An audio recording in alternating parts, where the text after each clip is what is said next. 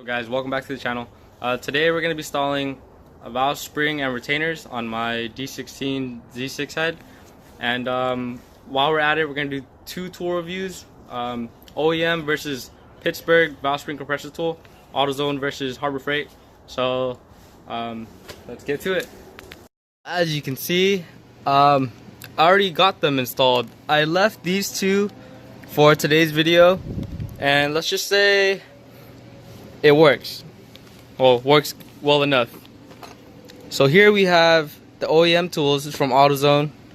And then we have the Pittsburgh, which is from Harbor Freight. This one works a lot better. I'm gonna return this one. So here's the two side by side, and as you can see, you can already tell which one was made of better quality or longer engineering. It was the Autozone. It's a lot thicker. It doesn't bend like the Pittsburgh did for my case. I like this design better. I'm able to compress the spring a lot easier. This one I gotta use my finger strength.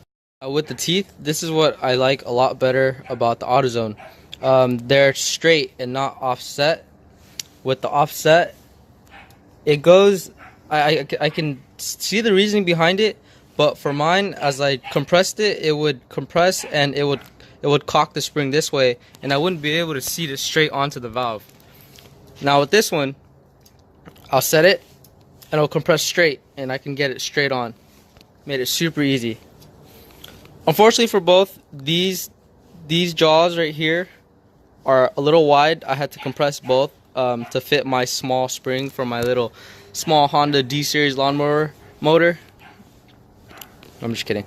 But that's pretty much it. Now let's just go ahead and go, and then I'll show you how the Autozone works, because I really don't like using this one. But it might work for you. It's 11 bucks. Okay, well, I have the compressor mounted onto the spring. I have the teeth fitted in. Oh, by the way, I had to grind down those jaws because they were too fat for my application. Like I said, it might work for yours, but in my case, that's what I had to do. Now, I bent it in, like I said, in order for me to fit my retainer.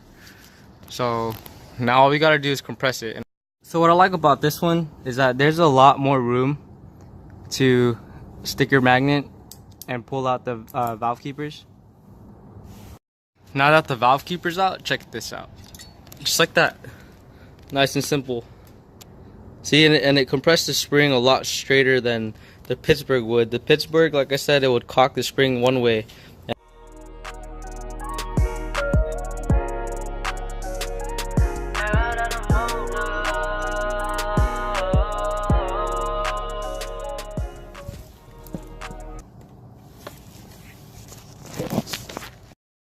So I went ahead, got the retainer in.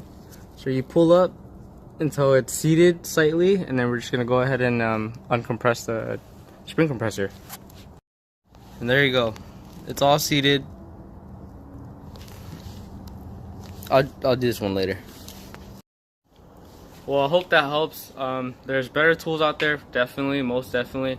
But this is the most accessible. It's at Harbor Freight, probably down local.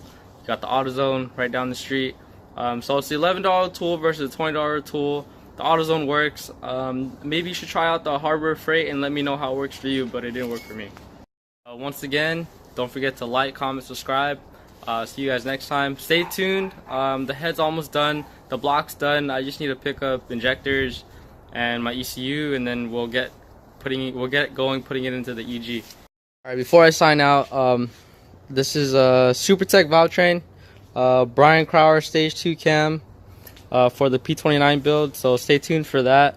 Like I said, I'm hoping like 140 horsepower, but it's my first build, so let's hope this goes well.